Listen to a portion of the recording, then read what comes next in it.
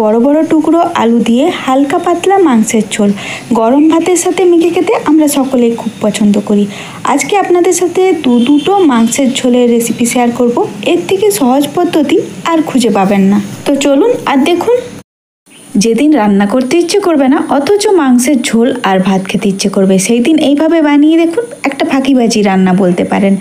মাংসের মধ্যে আদা রসুন কাঁচা লঙ্কা বাটা, টমেটো কুচি, পেঁয়াজ কুচি, পরিমাণ মতো নুন হলুদ, জিরে গুঁড়ো 2 চামচ, ধনে গুঁড়ো দিয়ে দিলাম এখানে 2 চামচ, কাশ্মীরি লঙ্কার গুঁড়ো আর গরম মশলার গুঁড়ো একটু বেশি করে দিলাম, অল্প একটু চিনি, সরষের তেল, আর লাগবে এখানে গোটা জিরে, লং এলাচ দারচিনিটা একটু ভেঙে দিলাম, কয়েকটা তেজপাতা টুকরো করে দিলাম, আর দিয়ে দেবো গোলমরিচের গুঁড়ো।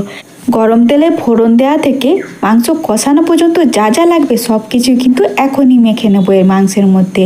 বাটিটা একটু ছোট হয়ে গেছে, এইভাবে টস করে করে খুব ভালো করে এই মাংসটাকে মশলার মধ্যে মাখিয়ে নিলাম। আর কিচ্ছু দেওয়ার দরকার নেই। এবারে আর কি মাংস কষাতে হবে। আর যদি আলু দিতে চান তাহলে কিন্তু গরম তেলের মধ্যে নুন হলুদ দিয়ে আলুগুলোকে ভেজে তুলে রাখবেন। আমি আগে আলু ভেজে নিয়েছি। দাঁড়িয়ে দাঁড়িয়ে পেঁয়াজ আর আলাদা করে ভেজে তারপর মাংসটাকে কে কষাবে, ওই জন্য একসাথে সমস্ত কিছু মাখিয়ে নিয়েছি।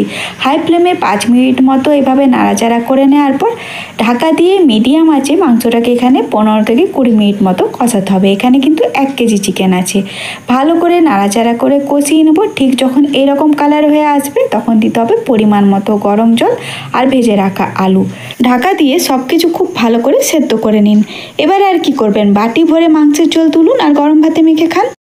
আলু দিয়ে চিকেনের ঝোল খেতে ইচ্ছে করছে গরম ভাতের সাথে মেখে, হাতে সময় কম আছে, চিকেনটাও ম্যারিনেট করার মতো সময় নেই, তাহলে কি করবেন, গরম তেলের মধ্যে আলুগুলোকে নুন হলুদ মাখিয়ে ভেজে তুলে রাখুন। এবার বাকি তেলের মধ্যে গোটা গরম মশলা ফোড়ন আর পেঁয়াজটাকে দিয়ে ভাজুন। পেঁয়াজটাকে পুরোপুরি লাল করার দরকার নেই। পরিমাণ মতো চিকেন দিয়ে হাই ফ্লেমে 5 থেকে 7 মিনিট মতো কষিয়ে নিন। যখন চিকেনের কালারটা ফ্যাকাশে হয়ে যাবে তখন এর মধ্যে টমেটো দিয়ে দিন একটা কেটে, আর দিয়ে দিন আদা রসুন কাঁচা লঙ্কা বাটা। কিছুক্ষণ নাড়াচাড়া করে আরও কষান চিকেনের মধ্যে এই বাটা মশলাটাও যাতে ভালো করে মিশে যায়। এবার একে একে গুঁড়ো মশলাগুলো দিয়ে দিন। সবার প্রথমে লাগবে নুন ছাড়া তো সব রান্নায় অসম্পূর্ণ থাকে, হলুদ, জিরে গুঁড়ো, ধনে গুঁড়ো আর কাশ্মীরি লঙ্কার গুঁড়ো। এবার ভালো করে নাড়াচাড়া করে কষাতে থাকুন। এখানে চিকেন ম্যারিনেট না করে এইভাবে চিকেনটা রান্না করা যায়, এতেও কিন্তু স্বাদ বেশ ভালোই হয় আর এটা কম সময়ে তৈরি হয়ে যায়। হ্যাঁ, চিকেনটাকে তবে ভালো করে সমস্ত মশলার সাথে কষাবেন আর ওই সময় আলুগুলোও দিয়ে দেবেন, তাহলে আলুর মধ্যে সুন্দর ফ্লেভার চলে আসবে। দেখুন সব কিছু সুন্দরভাবে কষানো হয়ে গেছে।